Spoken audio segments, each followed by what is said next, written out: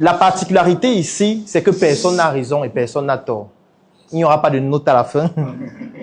Il n'y a pas de question à laquelle, lorsque vous allez répondre, quelqu'un va vous dire non, c'est faux, parce que ce que vous êtes en train de dire, ça participe à votre expérience. Vous êtes en train d'extérioriser ce que vous savez, ce que vous avez peut-être vécu, qui vous êtes, et qui suis-je pour dire que ce que vous avez vécu est faux, ou alors que ça ne correspond pas à la réalité.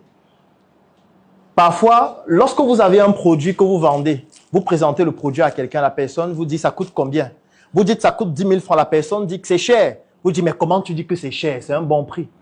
Ça, il ne faut jamais le faire. Parce que si je veux prendre cette discussion sur le plan spirituel, mais posez-vous la question, pourquoi est-ce qu'il dit que c'est cher? Peut-être qu'il n'a pas de travail. Peut-être depuis 5 ans qu'il est sorti de l'école, il ne travaille pas, il est à la maison. Peut-être c'est son petit frère qui lui donne 5 000 chaque semaine pour lui dire, mon grand frère, bats-toi avec ça.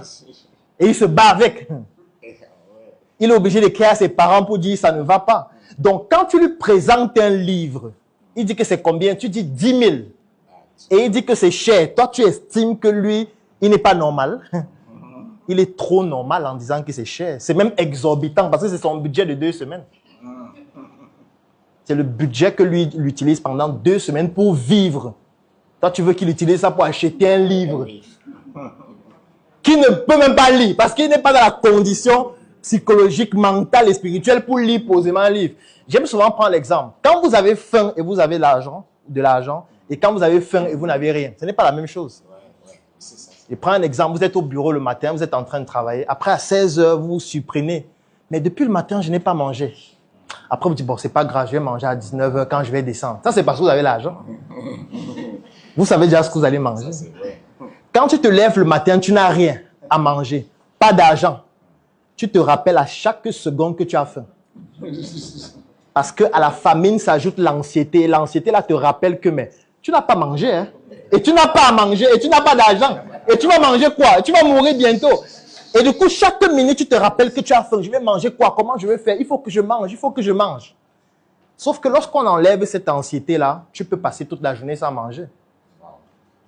C'est la même chose qui se produit. Donc, il ne faut jamais juger les expériences des gens. Il faut juste essayer de les comprendre. S'il dit que ça coûte cher, essayez de comprendre pourquoi il dit que ça coûte cher.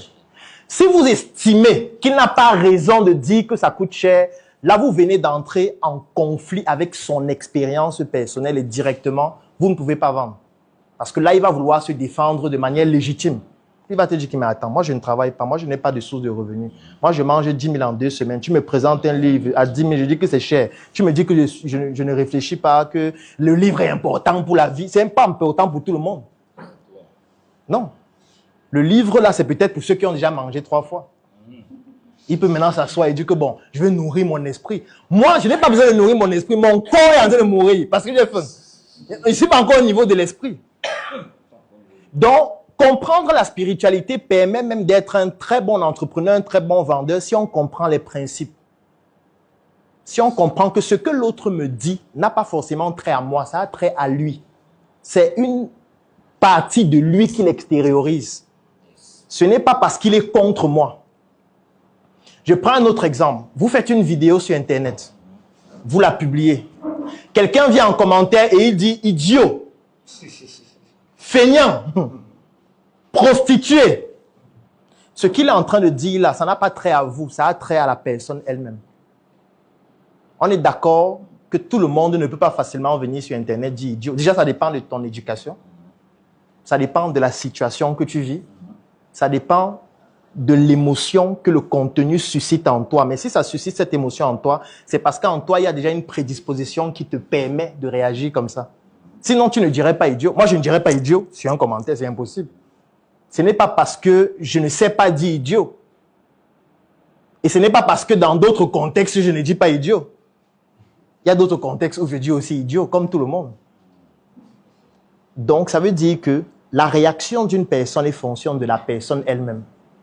Mais maintenant, on va se poser la question, qu'est-ce qui te pousse à réagir?